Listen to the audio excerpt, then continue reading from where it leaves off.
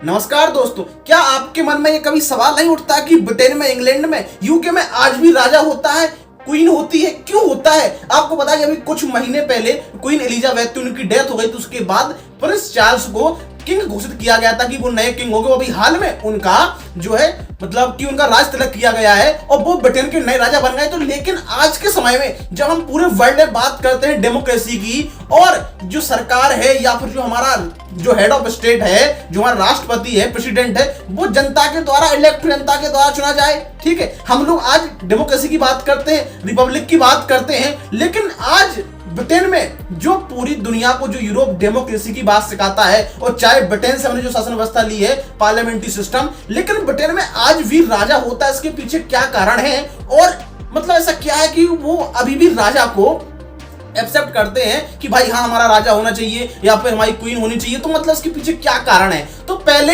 हमें इसको जानने के लिए हमें यह समझना होगा कि ब्रिटेन की जो शासन व्यवस्था है वो क्या है। देखो, हमारे यहाँ सिस्टम क्या है कि हमारे यहाँ पार्लियामेंट्री सिस्टम मतलब क्या है कि भाई जो गवर्नमेंट है वो किसके द्वारा चुनी जाएगी? लोगों के द्वारा चुनी जाएगी। लोग अपने जो प्रतिनिधि है वो पार्लियामेंट में भेजेंगे, पार्लियामेंट में जिस पार्टी का बहुमत होगा उसकी गवर्नमेंट बनेगी। तो ये तो वो हो गया, लेकिन ब्रिटेन में भी यही सिस्टम है, क्योंकि हमने जो पार्लियामेंट्री सिस्टम है, जो बधाई शासन व्यवस्था है, ठीक है, वो हमने कहां से? ब्रिटेन से ली है। लेकिन संसदीय शासन व्यवस्था, ठीक है, हमने कहां से ली है? ब्रिटेन से ली है। और वही शासन व्यवस्था हमारे भी है, वही शासन व्यवस्था ब्रिटेन में भी है। लेकिन यहाँ पे एक फर्क है। क्या फर्क है?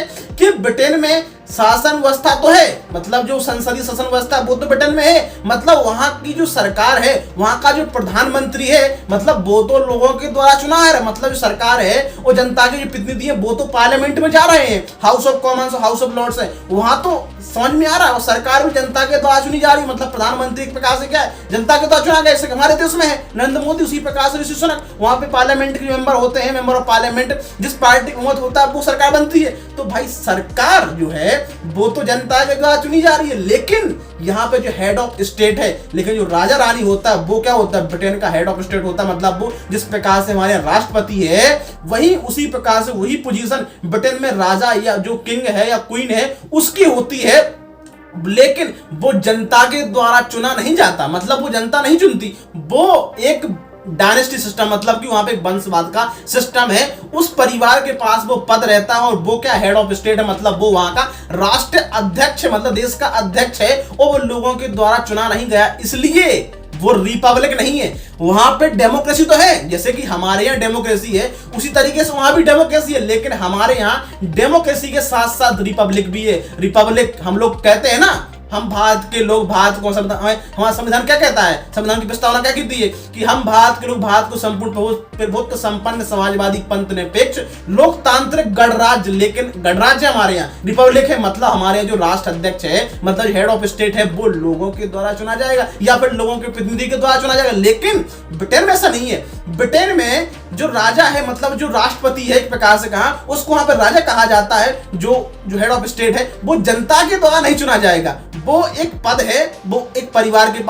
पद है, लेकिन सरकार लोगों के द्वारा चुनी जाएगी। इसलिए ब्रिटेन को कहा जाता है कॉन्स्टिट्यूशनल मोनार्की, क्योंकि अभी भी वहां पे मोनार्की है। कॉन्स्टिट्यूशन तो है, सरकार चुन रही है लोगों के द्वारा, मतलब डेमोक्रेसी है, लेकिन डेमोक्रेसी मतलब ये नहीं होता डेमोक्रेसी का। इसलिए वहां पे हम एब्सोल्यूट डेमोक्रेसी नहीं कहते, वो डेमोक्रेसी तो है, क्योंकि सरकार, डेमोक्रेसी का मतलब क्या है कि भाई सरकार है वो लोगों के द्वारा चुनी जाए, तो सरकार तो वहां पे लोगों के द्वारा चुनी जा रही है, लेकिन जो राष्ट्र अध्यक्ष है, मतलब हेड ऑफ स्टेट है, वो लोगों के द्वारा नहीं चुना जा रहा है, इसलिए वो रिपब्लिक नहीं है। इसलिए हम बोलते हैं ना कि जो रिपब्लिकन डेमोक्रेसी, रिपब्लिकनिज्म वो होना चाहिए, लेकिन वो यहाँ पे ब्रिटेन में नहीं है। वो केवल एक डेमोक्रेसी है और वहां पे जो पार्लियामेंट की सर्वोच्चता है। लेकिन जिस प्रकार से अमेरिका डेमोक्रेसी है उस प्रकार से ब्रिटेन नहीं है। लेकिन हमारे यहाँ डेमोक्रेसी है, साथ में रिपब्लिक भी है, क्योंकि हमारे यहाँ जो हेड ऑफ स्टेट है वो भी लोगों के द्वारा चुना जा रहा है, लोगों के प्रतिनिधियों के द्वारा चुना जा रहा है। तो हमारे यहाँ कोई वंशवाद का पद तो नहीं है, मतलब वो लोगों के द्वारा चुना जा रहा है ना। हमारे यहाँ तो राष्ट्रपति अभी जैसे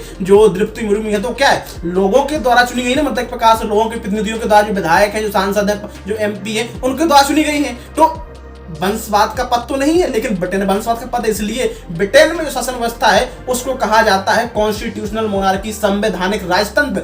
राजतंत्र वर्ड आ गया ना, मतलब वहां पे राजतंत्र, राजा अभी भी होता है। अब आप लोग सोचेंगे राजतंत्र की क्या बात है? देखो, अब यहाँ पे ऐसा नहीं कि केवल ब्रिटेन में बहुत सारे ऐसे देश हैं जहां पे राष्ट्रतंत्र तो कहीं कहीं तो एब्सोल्यूट मोनार्की भी है, मतलब कि राजा ही सरकार है, राजा ही राष्ट्राध्यक्ष है। लेकिन ब्रिटेन में ऐसा नहीं है, सरकार अलग बनती है, लोगों के द्वारा चुनी बनती है, लेकिन राजा अलग होता है। उसका काम केवल होता है पार्लियामेंट से जो भी कानून, जैसा हमारे यहाँ जो राष्ट्रपति की स्थिति है, हमारे यहाँ जो संवैधानिक जो उसकी स्थिति, वही स्थिति ब्रिटेन में राष्ट्रपति की है। कुछ एक आध दो अंतर छोड़ के बाकी पूरी स्थिति वहीं पे जो हमारे राजा की है वही उस वहां पे। इस प्रकार से हमारे पार्लियामेंट से बिल पास होकर राष्ट्रपति के पास जाते हैं उसकी अनुमति के लिए, उसके हस्ताक्षर के लिए, वहां से पारित होने के लिए। तो इसी प्रकार से ब्रिटेन में भी जो क्वीन होती है या फिर किंग होता है उसके पास जाते हैं, क्योंकि वो हेड ऑफ स्टेट है, मतलब वो राष्ट्र अध्यक्ष है। उसी प्रकार से हमारे राष्ट्रपति है। तो ये उनमें कॉमन अंतर है। बट लेकिन ये है कि हमारे यहाँ जो शासन व्यवस्था है वो डेमोक्रेसी भी और साथ में रिपब्लिक भी, मतलब गणराज्य है, रिपब्लिक है। लेकिन ब्रिटेन जो है रिपब्लिक नहीं है, वो केवल डेमोक्रेसी, मतलब सरकार लोगों के द्वारा चुनी जा रही है। लेकिन अमेरिका डेमोक्रेसी है, रिपब्लिक भी, क्योंकि सरकार भी चुनी जा रही है। और राष्ट्रपति कौन है? वही तो हेड ऑफ स्टेट है, राष्ट्राध्यक्ष है। वो तो नहीं है कोई मतलब डायनेस्टी या किसी परिवार के पास पद, वो तो लोगों के द्वारा चुना जा रहा है। इसलिए अमेरिका हो गया, इंडिया हो गया, ये क्या है? ये यहाँ पे जो डेमोक्रेसी का अलग रूप देखने को मिलता है। मतलब यहाँ पे जो सरकार के साथ साथ राष्ट्राध्यक्ष भी लोगों के द्वारा चुना जाता है। लेकिन ब्रिटेन में ऐसा नहीं है। अब तुम बोलोगे अरे यार ये क्या है, मतलब राजा का अभी बना रहे हो, तो उसमें क्या है? राजा है ना, लेकिन हाँ अब चूंकि वो बहुत दिनों से, बहुत कई सालों चली आ रही है व्यवस्था, इसलिए बल्दी नहीं है, क्योंकि लोगों के पास मौका है सरकार को चुनने का। क्योंकि राजा की इतनी वो नहीं है, क्योंकि राजा क्या, राजा ठीक है, लेकिन मुख्य काम तो जो सरकार को करना है ना, तो सरकार तो लोगों के द्वारा चुनी जा रही है ना, पार्टी चुनाव लड़ती है और वहां पे सरकार बनती, प्रधानमंत्री होता है, और वो तो केवल हेड ऑफ स्टेट है, उसके पास जैसा पार्लियामेंट कहेगी वो उसको करना होगा। बस ये अंतर है। लेकिन इसके अलावा आपको पता नहीं होगा कई ऐसे देश हैं जो आज भी ब्रिटेन के राजा को अपना हेड ऑफ स्टेट मानते हैं। ऑस्ट्रेलिया, कनाडा, ये इनके कोई राष्ट्र अध्यक्ष नहीं है, मतलब इनके कोई अपने राष्ट्रपति नहीं है, जिसे कनाडा हो गया, ऑस्ट्रेलिया होगा। इनके जो हेड ऑफ स्टेट है वो ब्रिटेन की जो रानी होती है या फिर राजा होता है, वो ही उनका हेड ऑफ स्टेट माना जाता है, वही उनका राष्ट्र अध्यक्ष वो माना जाता है। जैसे कि हमारे यहाँ, जैसे हम लोगों के पास भी ऑप्शन था जब हम लोग आजाद हुए तो हम लोग भी यही मांग लेते कि भाई जो ब्रिटेन का राजा होगा वही हमारा राष्ट्रपति होगा, हम लोग अलग से कोई राष्ट्रपति का पद नहीं बनाते। तो हम क्या होते, एक डोमिनियन स्टेट माने जाते, क्योंकि डोमिनियन स्टेट मतलब ये होता है कि भाई हमारी सरकार तो हम चुनेंगे, लेकिन हमारा जो राष्ट्र अध्यक्ष है, मतलब जो हेड ऑफ स्टेट है, वो किसके द्वारा, वो हम चुनेंगे नहीं, वो हम केवल ब्रिटेन का मानेंगे। तो ब्रिटेन क्या हो जाएंगे, हम ब्रिटेन के डोमिनियन हो जाएंगे। इस प्रकार से आज कनाडा है, ऑस्ट्रेलिया है, और उसके कई कैरिबियन कंट्री आपको देख लो यहाँ पे मिल जाएंगी। और पिछले साल एक देश था जिसका नाम मुझे शायद क्लियर याद नहीं है, शायद वो एल सल्वाडोर या कुछ ऐसा नाम था, जिसने क्या किया था कि उसने अपनी जो वो कॉमनवेल्थ माना जाता था, मतलब उसका जो हेड ऑफ स्टेट था वो ब्रिटेन की रानी थी, और तो उसको उसने मना कर दिया, मतलब कि वो उससे अलग हो गया था कि भाई हमारा हेड ऑफ स्टेट है, हम नहीं मानेंगे। तो ये हो गया था। तो देश के ऊपर है, वो चाहे तो निकल भी सकते हैं। जैसे ऑस्ट्रेलिया तो वो चाहे तो अपना निकल भी सकता है कि नहीं हमारा हेड ऑफ स्टेट हम लोग खुद ही चुनेंगे, राष्ट्रपति अपना खुद ही चुनेंगे। उसी प्रकार से कनाडा बोल सकता है कि हम अपना राष्ट्रपति खुद ही चुनेंगे। लेकिन पर कुछ फायदा है, जैसे कि आज भी आप सुनते हो ना कॉमनवेल्थ गेम जो होते हैं ना, तो कॉमनवेल्थ में गेम का मतलब यहाँ पे ये सिस्टम है कि जो कॉमनवेल्थ है उन देशों कहा जाता है जिन पे ब्रिटेन का रूल रहा है इतिहास में पहले। तो वो आज भी कई देशों में से ब्रिटेन को आज भी डोमिनियन स्टेट के रूप में वो है, मतलब कि वो वहाँ पे सरकार तो उनकी चल रही है, लेकिन वो आज भी उनके जो राष्ट्रपति होता है, राष्ट्राध्यक्ष होता है, वो ब्रिटेन के राष्ट्राध्यक्ष को या जो वहाँ पे राजा होता है, क्वीन होती है, उनको मानते। तो ये पूरा सिस्टम है, क्योंकि ब्रिटेन में जो कॉन्स्टिट्यूशनल मोनार्की है, इसी कारण से वहाँ पे कॉन्स्टिट्यूशन तो है, लेकिन वहाँ पे साथ में राजा भी, मतलब मोनार्की भी है, इसलिए वहाँ पे जो हेड ऑफ स्टेट उसका चुनाव नहीं होता, वो वंशवाद के मतलब आधार पर चलता है, तो डायनेस्टिक है, और उसका जो पद है मतलब एक परिवार के पास रहता है, उस पर कोई जो हेड ऑफ स्टेट है उसका चुनाव नहीं होता। तो ये पूरा वहाँ पे शासन व्यवस्था है। आप लोग समझे होंगे कि भाई किस तरीके से वहाँ पे क्यों राजा होता है या क्यों वहाँ पे रानी होती है, तो इसी कारण बस होती है। और वहाँ पे कोई राजा या राष्ट्रपति का मतलब चुनाव नहीं होता, इसलिए वहाँ पे कॉन्स्टिट्यूशनल मोनार्की है। तो ये और ऐसे विश्व में कई देश है जहाँ पे कॉन्स्टिट्यूशनल मोनार्की है, यहाँ पे एब्सोल्यूट मोनार्की। जैसे कि आप सऊदी अरब चले, सऊदी अरेबिया में तो यहाँ पे पूरा राजा का ही सिस्टम है, किंग का सिस्टम है। और कई ऐसे मुस्लिम कंट्री है जहाँ पे आज भी राजा होते हैं, तो सिस्टम है। अब मोरक्को है, मोरक्को में पूरा राजा का सिस्टम है, समझ रहे हो, पार्टी भी है वहाँ पे, सिस्टम वहाँ चलता है, लेकिन राजा भी आज भी होता है, और हेड ऑफ स्टेट भी, और सरकार में भी उसकी इन्वॉल्वमेंट रहती है। तो ये पूरा सिस्टम है, कई देशों में है।